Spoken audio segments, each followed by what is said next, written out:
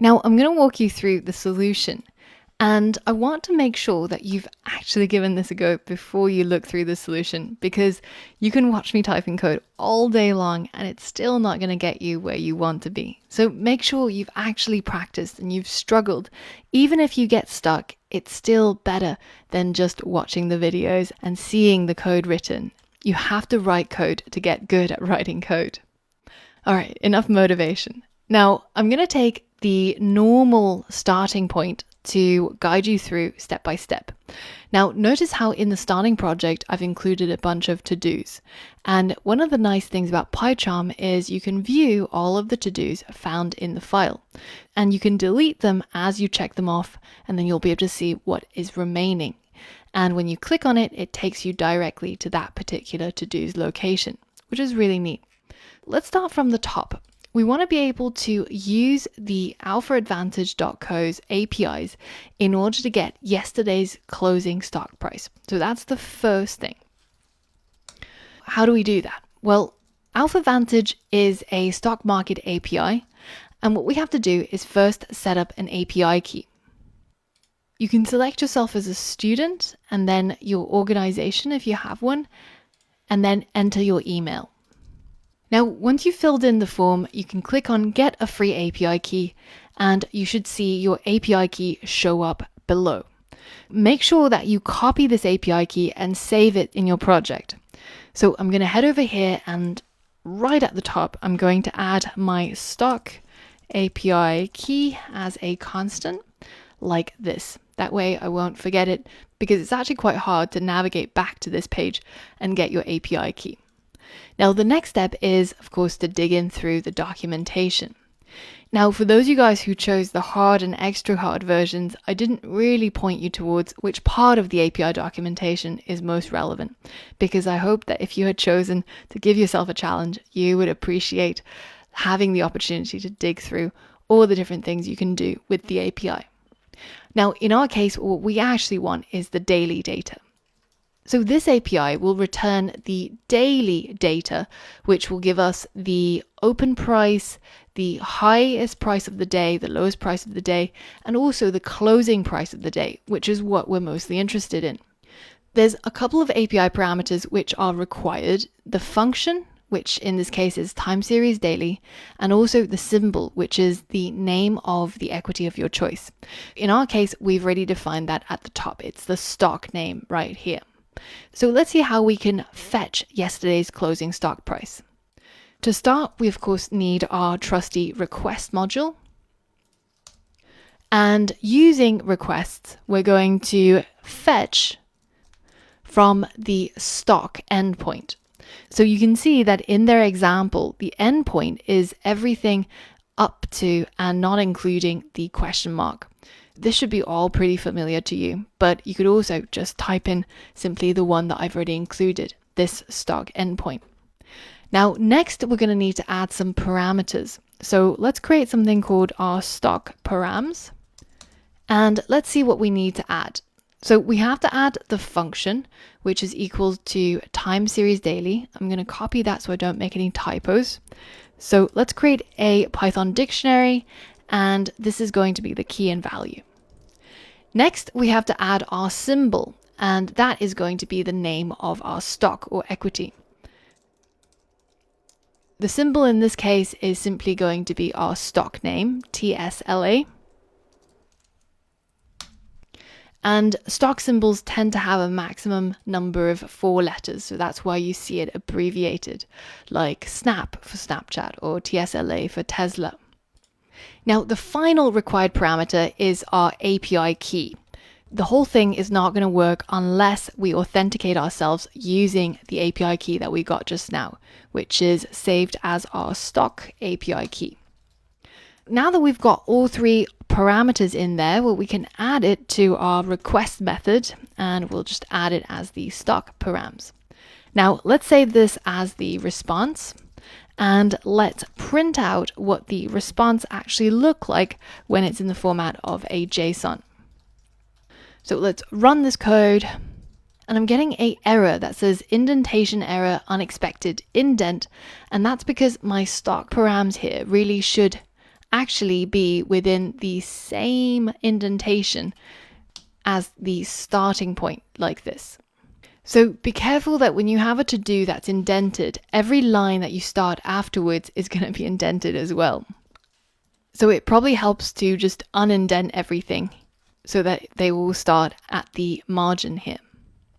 So let's try that again. And this time it looks like we're getting back actual data in the format of a JSON. Let's view it using our JSON viewer. You can see that we've got some metadata, which basically just describes what we told the API. For example, we wanted the Tesla symbol and we wanted the daily price. But what we're actually interested is in the time series daily data.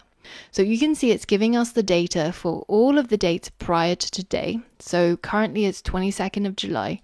So we can see the complete data for the 21st of July and the 20th of July. Right now, what we're interested in is yesterday's closing stock price. So this is yesterday, and this is the closing stock price. So it's 1,568. How do we get hold of it? Well, we have to step through a number of keys in order to get to this particular value. First, we need to pass in our time series daily, and notice how this has brackets and everything. We have to include all of the spaces, all of the brackets in our key. Let's say that our data is equal to the response.json. Let's go ahead and add a square bracket, and then we can provide the key, which I'm actually just going to copy from down here so I don't make any typos. Make sure that I preserve all of the spaces and all of the symbols. So basically everything in between the quotation marks. Like this. Now, if we print our data, you can see it's stepped into that particular dictionary and it's now giving us all of this data. But this is not a list. As you can see, the data starts out with a curly bracket. In fact, it's a really big dictionary with the key being the date. Now, while I can tap into yesterday's data by simply providing this as the key, this is going to be pretty hard-coded, because once I get to tomorrow, when it becomes the 23rd, then yesterday's date is going to change. So we have to figure out another way of getting hold of that first value. How about turning this large dictionary into a list where we get each of the pieces of data that's associated with each of the keys? To do that, we're going to need to do a bit of list comprehension. So I'm going to create a variable called data list, and then I'm going to use my list comprehension keyword. So we did list comprehensions a while back, but this might be a good time to remind yourself of how to use it. It's going to be new item for item in list. Our list is actually not a list, it's in fact a dictionary. So we're going to tap into our data, which is the dictionary, and we're going to call the items method on it. And this is going to give us not just the item, but the key and the value. So we're actually only interested in the values. So we can put that in here so that each item in this new list is composed of only the values and not the keys. Now, if I print this data list, you can see I've now got a list denoted by the square brackets, and each item in the list is a dictionary with each day's data. Using that, I can get hold of yesterday data by simply tapping to our data list and getting the object at index 0.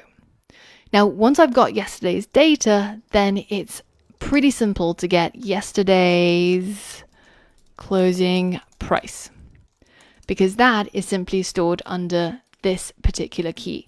Now again, notice how the entire key is this. It's everything in between the quotation marks, including the number and the dot and all of that. So this is a bit of a strange way of formatting your keys, to be honest. I haven't seen many APIs that do this because it's a little bit confusing to have spaces and dots and numbers, but that's just the way that they decided to do it. So in order to get the closing price, we can tap into yesterday's data, add a set of square brackets, pass in this particular key. So now if we print out yesterday's closing price, you can see we've narrowed down on the exact price of the Tesla stock at yesterday market close. That's to-do number 1 completed. So we can delete the to-do. Now, the next one is to get the day before yesterday's closing stock price. So now that we've actually got this data list, it's pretty simple to do that. Day before yesterday data is going to be equal to the data list at index 1, because remember, everything in the list is ordered going backwards from today's date. So that is going to be the day before yesterday's data. And then the day before yesterday's closing price, we can fetch that in the same way by passing in that key, for.space_close. And just to confirm everything works, let's print out both of the closing prices. So you can see that yesterday it closed at $1,568, and then the day before it closed at $1,643. So that's actually quite a big drop, almost $100. That's to-do number 2 done. We've managed to get the day before yesterday's closing stock price. To-do number 3 involves finding the positive difference between step 1 and 2. So yesterday's closing price and day before yesterday's closing price. And it gives us a hint. Now the hint takes us to the Python ABS function, which we've also seen before.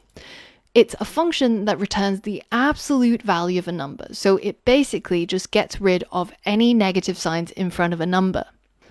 And this is what we need in order to complete to-do number 3. The difference is going to be yesterday's closing price subtract by the day before yesterday's closing price.